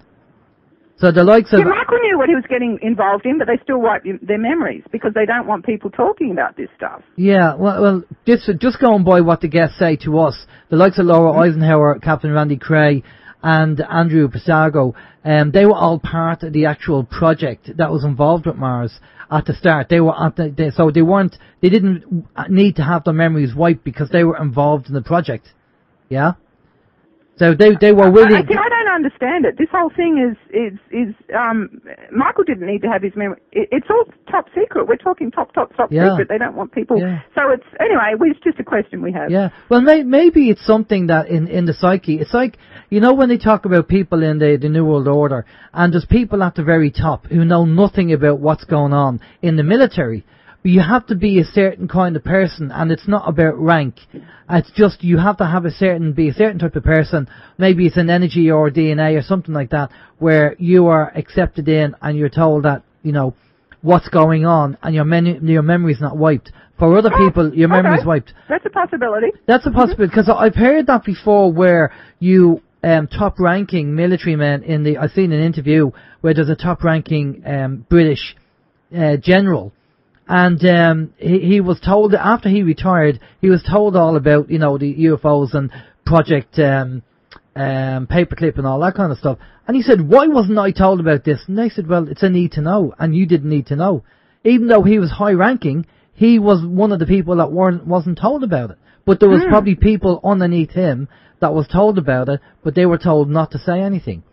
And this is why it's all compartmentalized, and this is why the hierarchical system, even in companies, it doesn't work, because you have, whether it's 50 people in a company or 50,000 people, they all have their little job to do, and they all have a piece of the jigsaw, and they only know that piece of the jigsaw, where the people at the top, which is the board of directors, know everything that's going on, and everything is filtered down, and everybody's told to keep quiet, excuse me, and don't be saying anything else to anybody else that's private information.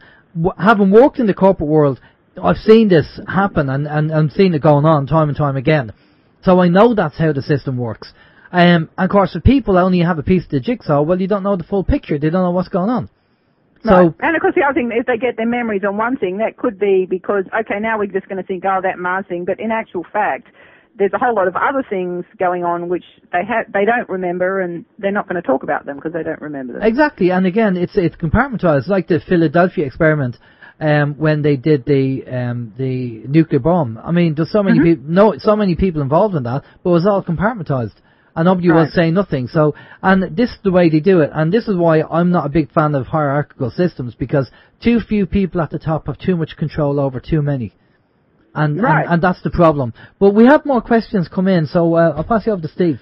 Yeah, we do. Stephanie, you mentioned earlier on the Nexus magazine, and one of our listeners on People's Internet Radio stream has just said, Nexus magazine done a great spread on MMS, and just wondering, are you familiar with MMS, and if so, what are your thoughts? Yeah, I think MMS is a good thing as an extra thing to take. There is no one thing your body needs. It needs lots and lots of different things, and again, blowing my own horn, sorry. That's why I wrote, You're Not Fat, You're Toxic. It's, even though it looks like a weight loss book, it's really a natural health manual.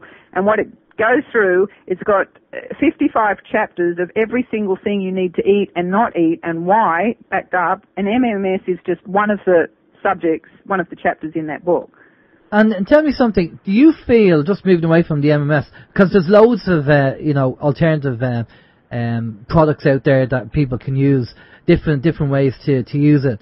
But one thing you said to me when we were talking last week was that a lot of people have been abducted, but they don't know about it, which is what you said about me, myself and Steve and your husband, and loads of other people have been abducted and they don't know, and that could be the cause of some of the symptoms or the problems that they have.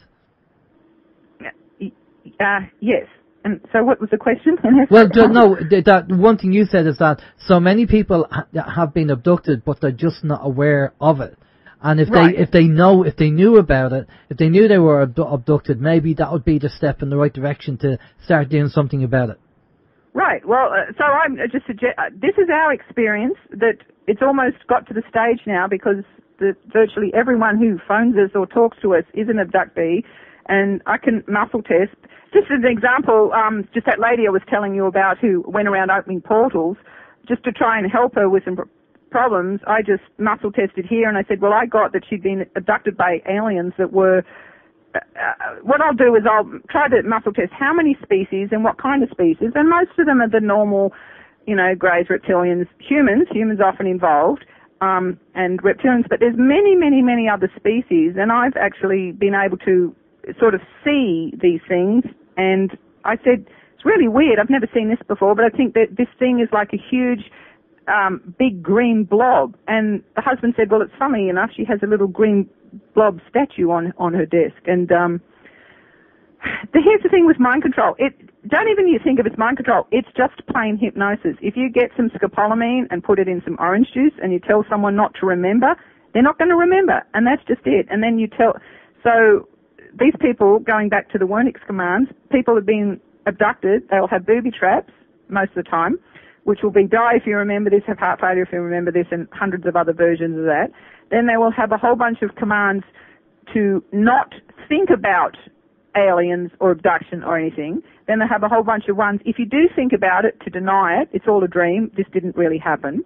Then they'll have other ones, probably to stuff up their relationship, probably to stuff up their money, because they want to keep them alone and isolated, because they want to treat us like cows and keep us alone. And when two people are together, two people can work things out that they can't do on their own. They can have commands against using their abilities. And I've even recently found some people, bizarrely enough, having commands against doing painting, singing, even learning about chemistry. It's like when these are really intelligent people, it's like, wow, they have limitless resources, limitless money, and there's only one thing they care about: metaphysical abilities, metaphysical DNA. What is it that some of these humans can do magical things when they let us? And the reason we can't is because of many things. One, the hypnosis on the planet, vaccinations. We've been told we haven't been trained. I mean, if you had an Olympic champion swimmer in the family, but that person never got taught to swim, no one's ever going to know that they're an Olympic champion swimmer. So that's part of it. True, and we've said it to you before the show as well, having these abilities, or everybody has these abilities, it'd be fantastic to know how to use them if we do have them, because I'm sure we could make changes quite quickly if that was the case. Yeah, and it is happening even right now. Different people every now and again are every now and doing a little bit, praying is part of it, meditating is part of it, focusing on it, learning things, eating raw food, not eating meat and junk food. I've got an article on meditech.org of different ways they suppress our abilities, and that's why they're getting more and more desperate and doing more of the electronic things. Giving up your smartphone for life is going to really help too. Giving up Facebook is going to help, because all of those things, they actually, if you muscle test, you see they're actually tying you into satanic dimensions. Black magic is used as a technology with these creatures. They actually use it as much a technology as with all the other things. Just going back to Nexus magazine, to give you a power of how powerful black magic is. I've heard Duncan Rhodes, the editor of Nexus magazine, tell this story twice. He told it once in America. He's standing up on the stage. This was at the Global Sciences Congress. There's about 300 people in the room. We're in Florida. And someone asked him, so he took questions. They said, is there anything that you won't publish, Duncan? Well, actually, there probably are a bunch of things, Duncan. He never publishes anything against Freemasonry, for example. But let's say at the moment he said, well, he won't, I can't remember the exact words, but the words were that he won't sort of mention anything about this black magic thing. And he told this story that he knew this guy who had been in the British Secret Service, and he was at a big party in England, and it's about 11 o'clock at night, and they're in one of those big stone mansions, owned by multimillionaires, and everyone's out getting drunk and doing cocaine and all the rest of it. And then about just getting on towards 12, all the I don't know, bodyguards or whatever is come and hustle everyone, tell everyone to go home. And this guy thought, hey, I'm just getting started. I want to stay. And because he was a Secret Service kind of guy, he thought, well, I'm going to see what's going on. So he goes and hides in the bushes. He sees there in front of the mansion, there's a big stone statue in the front, and he sees about 12 men, and they come out in all black robes all over them, and they stand in this circle, and the statue came to life. And he crapped his pants and took off. later on, about a year later, Duncan is giving a conference in Australia in Sydney, and I'm there again, and I warned him. I said, Duncan, I'm going to ask that question again, because that's such a good story. Everyone needs to see that story. And he said, oh, Stephanie, please don't. Oh, anyway, I do it, so he's got to answer the question. And hello? Yeah, hello. Yeah. Yeah, okay. And then this time, because it's getting a bit long, I can't remember just the puts together. Some people said the statue was a human. Some people said it was a goat, because someone had heard the same story from another one. I think it was a half man, half human. So we're talking, Pan, and half man, half goat. And after I asked Duncan that story the second time, I got a kick in the stomach. I felt like I'd been kicked in the stomach by a really strong goat. I was in agony. I was like, something got really mad that I asked that question. So this black magic stuff, it's very, very real. They use it as a technology, and there are ways to defeat it, which not everyone's going to want to have to face, and that's why the Catholic Church has become so evil and totally got people away from everything. So the same people who do this black magic have gotten in. So you look up Sfarley, and so how Sfarley has seen child sacrifices under the Vatican. Just because an organised, man-made, satanic religion took over doesn't mean that some of that original early spiritual stuff is not real, and that, that God has still got the power to undo all this stuff if you learn how to do it. Right, okay. Well, that's good to know that obviously you're giving both sides on that, which is very good. We have more, I'm just watching the time, and we have more questions come in. So, Steve, over to you. Yeah, plenty more questions. Where we will go to this one. This is a serious question, and I have it in brackets. I'm not being funny here. It's a serious question from, I think it's either Johnny or Joni. I'm not sure. Does Stephanie believe that sex is excellent for healing bad health and life pressure? What are her thoughts? I'm not being funny. Could you repeat the question again? Yes, I would love to repeat the question. Does Stephanie believe that sex is excellent for health, for healing bad health and life pressure? It would want to be in a marriage situation, otherwise they're going to get more curses and have up more problems. So one of the problems is when every time someone has sex with someone outside of the marriage, they get all kinds of soul ties, and they'll be tied into that person for the rest of their life unless they undo things. So the tantric stuff and things they can do that with, but in actual fact, the whole sex things is most of the time causes a lot more problems than it solves. Yeah, well, I'm guessing. I mean, I would have took the question as meaning in like a marriage monogamous situation. So yeah. I think we can. It's very good for a man and a woman to be together and support each other. For one thing, there's actually a picture that shows that the man and the women have their chakras are opposite each other. I tell you the big problem with this planet, you have to separate lust from love. Most of us haven't a clue because we've been so programmed by the Hollywood, which is programmed by the fallen angels. Best way to look at the fallen angels is to see the movies The Adjustment Bureau and John Carter. And so people have no longer know what pure love is and what lust is. And so I'd agree with that. The Adjustment Bureau is a great movie. Now, my understanding of this from a spiritual point of view is that there's a difference between lust, as you say, and love. If you go on a one night stand, that vibration, that energy is very low. But if you're actually in a loving relationship and you're making love rather than having sex, then that's a higher frequency, and they don't like that high energy, that frequency in a relationship.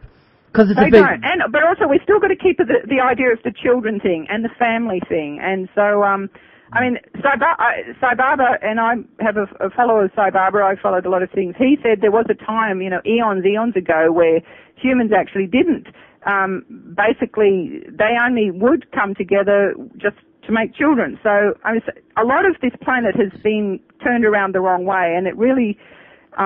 if you look at the thing that it was originally designed for making children, it would be better if some of the attention was put on other areas.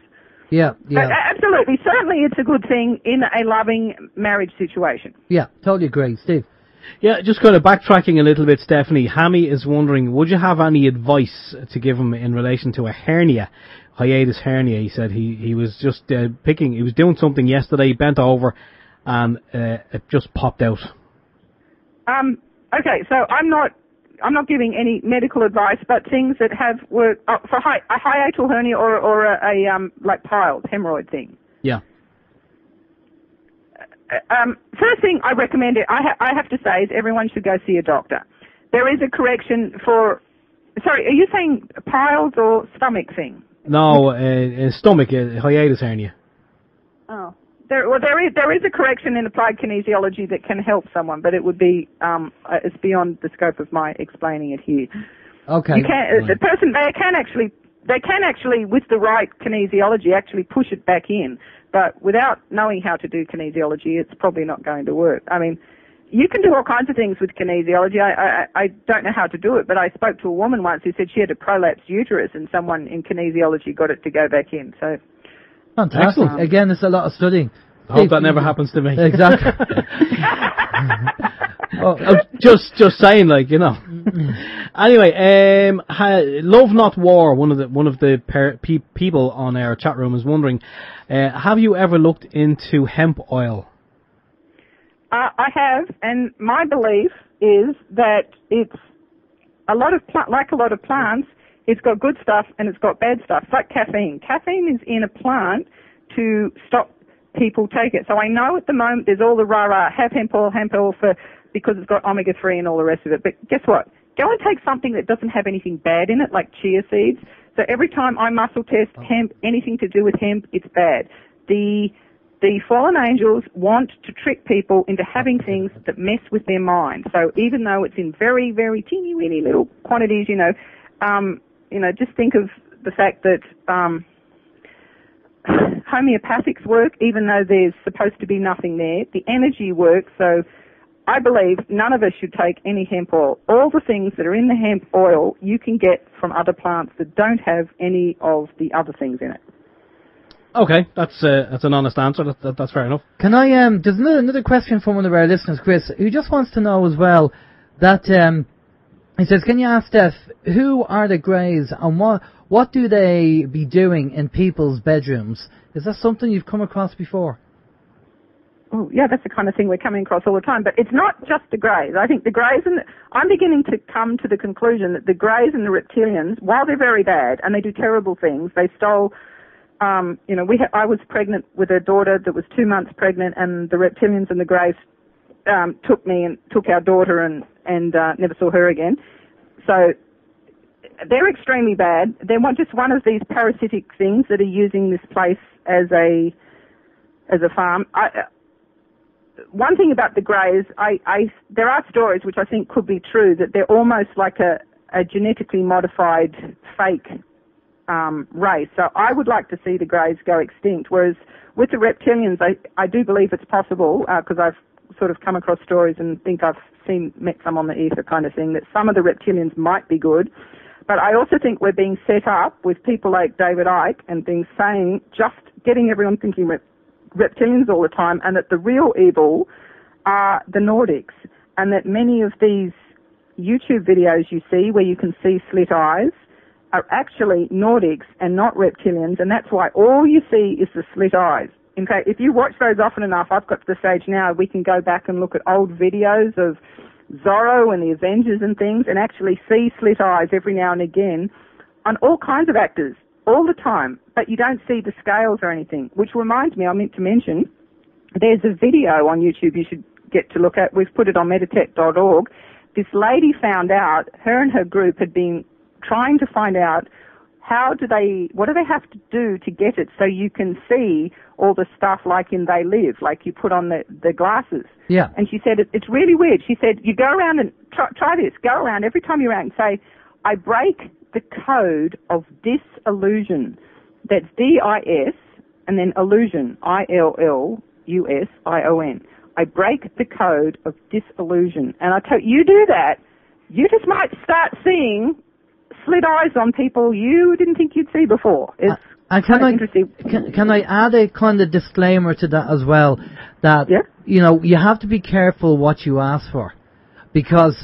Well, yes, don't do it if you don't want... If you're going to freak out and see things, because she said many, many people saw that And then they wrote back to her, and they absolutely nearly passed out when they saw things. Because if you do that, and don't do it somewhere where it could be dangerous, as in where they might not want you to know that you're seeing it. So, yeah, very good disclaimer. Yeah, exactly, because some people, you know, naively, they might go, I'll have a go at that, and then they won't be able to cope with what they see, and then they go, why did I do it? I want to go back.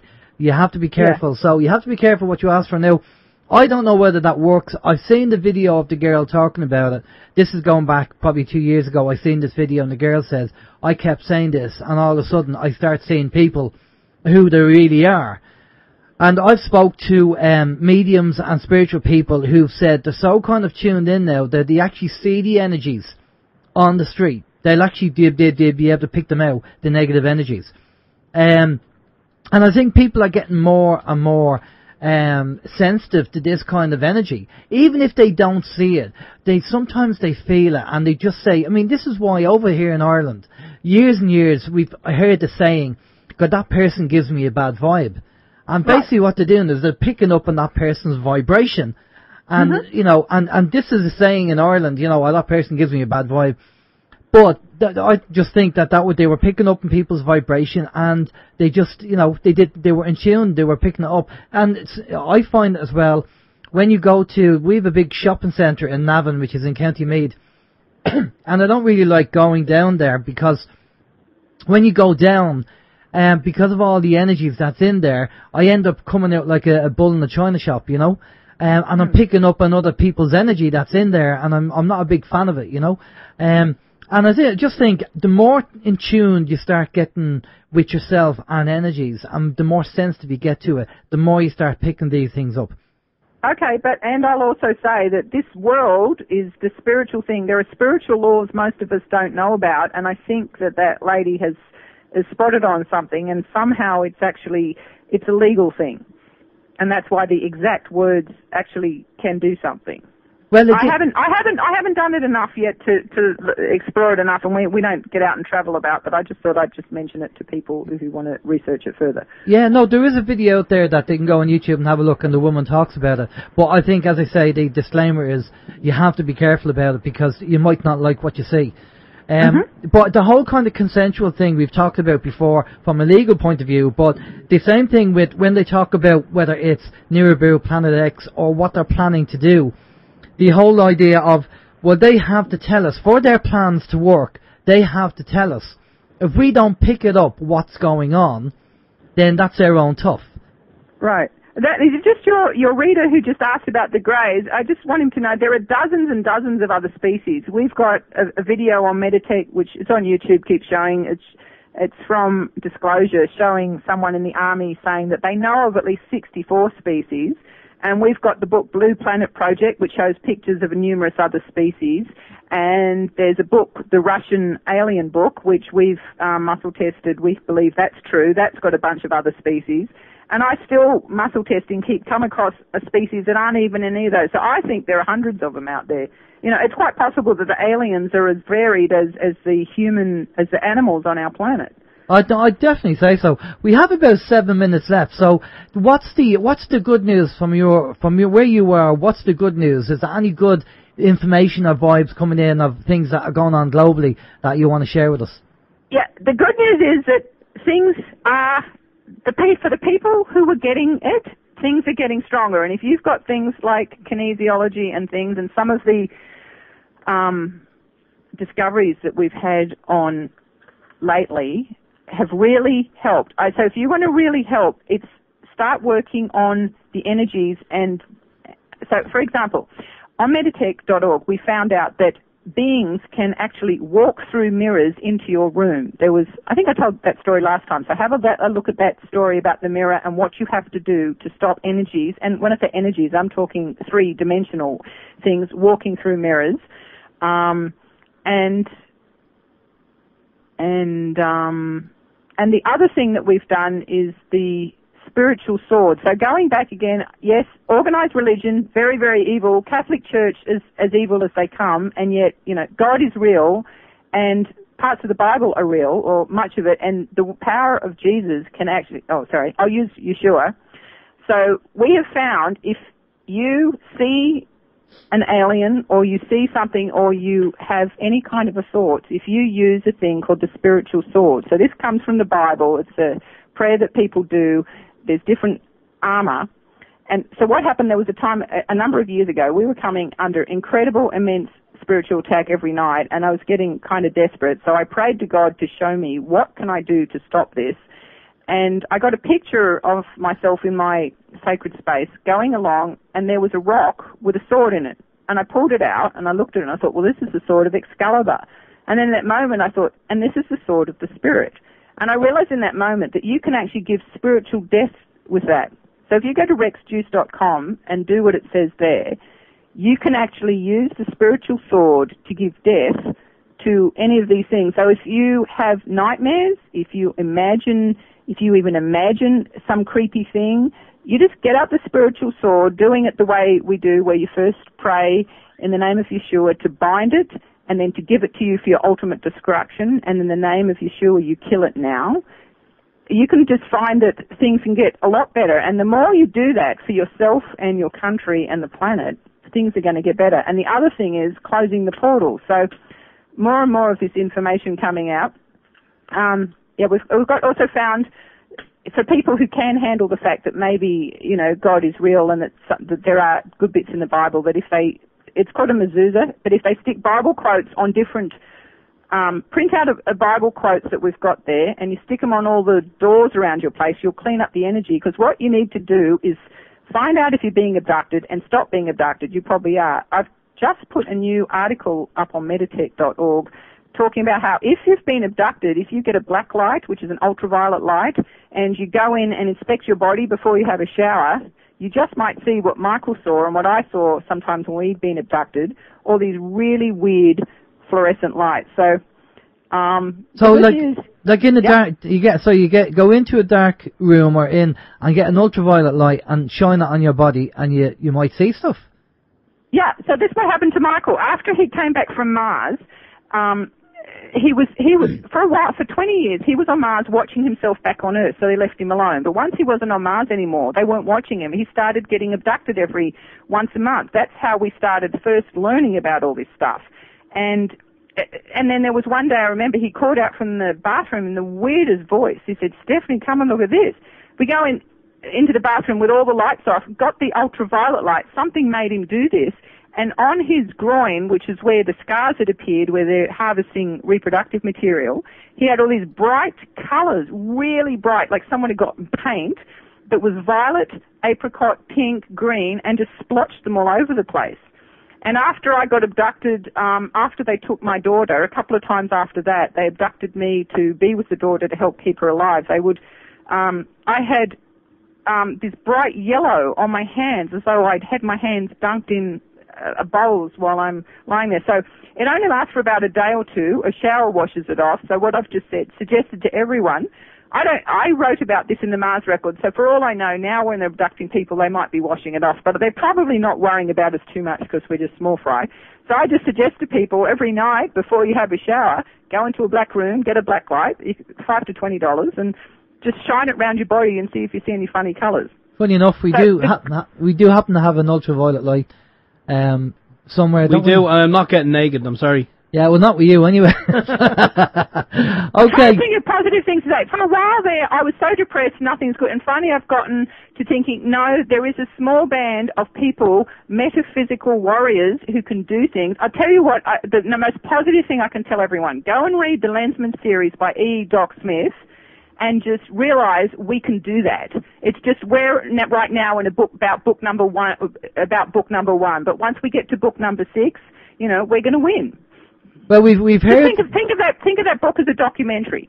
Okay. Well, we've heard of about Ireland apparently being very important in the scheme of things, and their energy and their background and the Celtic blood and all that kind of stuff. And we've had a number of people coming on telling us about that, and how Irish people and Ireland itself is very important in the big picture.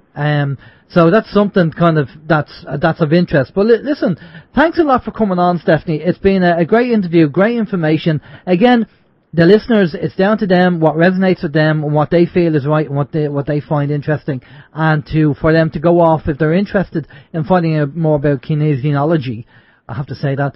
And put my teeth in for that. And they can go and check it out. But a big thank you for coming on. I'm going to pass you over to Steve. Steve's going to get all your details. He's been typing frantically throughout the interview and putting all the links in for everybody. So Steve's going to get all your details, and you can let people know where to find you. Steve. Okay, thanks. You guys are great. Thank you so much, Alan. No problem. Yeah, Stephanie, no, it's great information. A lot of people coming in on the chat room. There's still a lot of questions that we didn't get to ask. And just to let you know, somebody actually wrote in earlier on that there's no need for you to give up your chocolate altogether. Cocoa in its pure form is a superfood and a great antioxidant. So there you go. You don't have to give up your chocolate.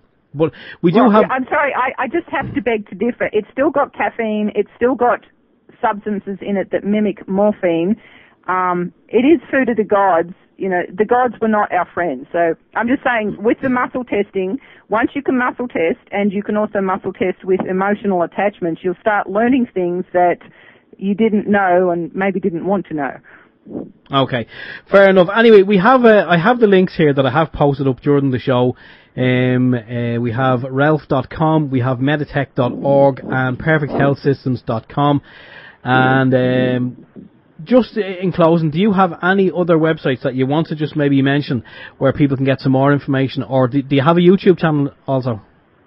Yes, no YouTube. TheMarsRecords.com. Yeah. And it's like and RexDeus.com, RexDeus.com, and SynergesticKinesiology.com.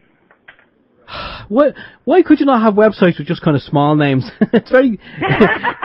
That last one, can you spell that last one? That was the first one, but, yeah. you know. Can you spell the last one? Because I didn't have time to type it. I could email them to you. Yeah. Okay, even better. If you email them, we can get them up on the website.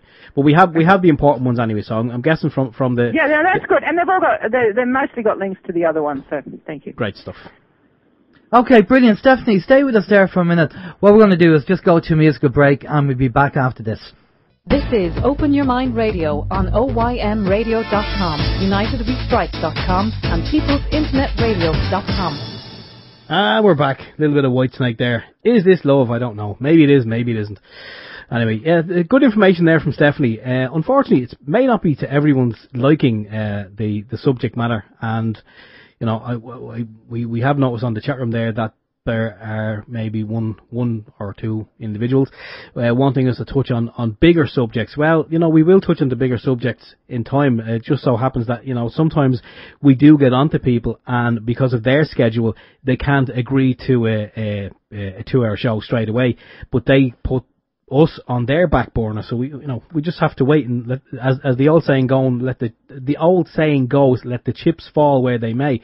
You know, if we do put it out there with good intentions and to try and get some of these people on that you want on, you know, it will happen in time. We just have to be patient. Exactly, and sometimes you do ask people to come on the show, and for whatever reason they don't reply to your email or they don't get back to us. So there's nothing we can do about that, unfortunately. That's just the way it works. Now, plus we did have, I mean, obviously we're not going to say who it was, but there was a guest that Alan contacted a couple of months back, and they wanted to know, they basically kind of wanted to know all the details, who listens, where they listen, where your listeners are from, how many hits do you get, and I think all they were short of doing was asking for a fee. Exactly, yeah. So, you know, if they have the right intention and they really want to help and wake people up, then the majority of guests come on the show and it's brilliant. But you're always going to have a few people or a few guests who are in it for maybe alternative reasons, and not for the right reasons, not for the right intention. And maybe spiritually, or maybe the energy of the planet or whatever, the universe, you know, brings people to us that, you know, will come on the show and give us some good information. I don't know. That's how the universe works. I don't know. But anyway, next week, talking about the guests that we're going to have on next week. By the way, before we say that, Karen wants us to mention about what's going over in Oregon, and about crisis actor being spotted at the Bundy issue that's gone over there. I think there's I don't know much about it. There's a BLM and the feds, and they're trying to take over land over there in Oregon, and there's a big kind of standoff at the moment. Maybe we can find out more about it for next week, but there's There's a lot going on there, but I don't know much about the subject, but Karen just wanted us to mention that. Go on YouTube, you actually check it out. You'll probably find out more about it, but there seems to be a standoff over there and things are going on. Maybe that will kick off something and start something bigger like martial law in the US, I don't know. Anyway, the guest that we have on next week, I'll speak about Richard if you speak about Joe. Richard Craner basically directed a film called Starleaf, and is currently on iTunes, Amazon, Google Play, and starring Russell Hodgkinson of the hit sci-fi zombie show Z Nation. And it's receiving rave reviews for its fascinating and original take on the paranormal connections between cannabis, extraterrestrials, PTSD, and parallel universes. Now, I did see the movie Starleaf. He did give us a privy to the movie, and I found it quite interesting. Bit kind of, not weird, but kind of just interesting. I'd say something like weird, was it? Something like weird, but not exactly weird-esque. So we'll be talking to Richard about that and find out where he came from that point of view. But we also have a second guest on. Yes, we do. And I hope this is how it's pronounced, Joe Puente. Joe has been a practicing spiritualist since an early age. His intense desire to solve some basic life's riddles prompted him to study various belief systems as well as spiritual practices. These studies and personal practices over time have resulted in first-hand accounts of a very mysterious world. His accounts are written in a book entitled Things Magical Once Hidden Revealed, My Personal Awakening of Magic, Mysticism and Miracles During a Time in Transition. I'm looking forward to hearing more about that. Brilliant stuff. Okay, and that's really that's for a guest for next week. I don't think there's much. I don't think I have much planned during the week. We are kind of going to crack on with the DVDs. We need to get that sorted. And I know one or two people have contacted us through Skype or through email, and they're saying, can we get in touch with Stephanie? Well, we had to talk with Stephanie during the break, and we told her that. So we're going to organise something where, now Stephanie doesn't have Skype, so it's up to Stephanie whether she wants to send out or give out our personal phone number, and you might ring her through Skype or ring her and have a chat with her. We'll see what we can do anyway, but if you have a personal request and you want to chat with Stephanie, we will pass over your request, and it'll be down to her to actually either email you or ring you and find out what it's all about. That's really it. Don't forget the Pain Genie course. As I said, myself and Steve are planning to be on that. Fingers crossed. Everything going well, everything lined up, and we'll do the kinesiology training. But that's really it. You got them planned for the week? No, I mean, as you said about those, the DVDs, yeah, I'll start having a look at those. I think you said to me the most important ones to kind of get us started is disc 1 and disc 2, so I'll definitely have a look at those, just see kind of where that's going. But I say I'm glad I looked at the other information this evening too, kind of where some people are faking the kinesiology, because I mean, I know from the previous Pain Genie course, as you do too, the chap we met down there, Bernard. I mean, Bernard has been doing this stuff for a long time, and he's not a spring chicken, he's an elderly gentleman, but he gave us a quick, very, very quick 101 on kinesiology when we spoke to him on the Pain Genie training course. And so he's been doing it for a long time, and he firmly believes in what he's doing. He opened a couple of minds down there on that particular weekend, and because of it, a couple of people have stopped eating certain foods because they just didn't agree with them. Unfortunately, one of them was biscuits, and I think that's going to have to be on my list of things to quit now, because since I came up, I've been dying a heartburn, so I'm going to have to take some sodium bicarb, because, ginger nut biscuits. Do you ever get heartburn from ginger nut biscuits? Ever since I stopped eating biscuits. Oh, you don't eat the biscuits? No, that's right, yeah. I used to love having dunking my biscuit in a cup of tea every night, right? I have to say, that was my weak spot. And ever since I've kind of given up the biscuits, I haven't had any acid reflux. But Simon Parks did say to me, when I had a one-to-one with him on Skype, he said, a lot of people whose dietary changes happened over the last few years, which has happened to me as well, what's happened is they've all started to have tea and biscuits to substitute whatever the dietary change is with the sugar. And he said that's common with a lot of people. The the energy vibration that's hitting the planet at the moment, there's so many things going on and changing. And because people's diet has changed, and they've substituted it with biscuits and tea or whatever, he said that that's what's happened. And I went, oh, that's incredible, because that's what I was doing. So I've actually cut out biscuits. I haven't had any biscuits now for weeks. And I've noticed ever since doing that, the acid reflux has gone. Yeah, okay. I'm obviously going to have to look at that because I'm killed with heartburn. But it's normally only when I eat these bloody ginger nuts. Maybe it's ginger I'm allergic to. I don't know. Anyway, yeah. Not sure who's going to be on with Vin later. I neglected to ask him during the course of the 2 hours. But Vin's going to be on PIR at 9 o'clock.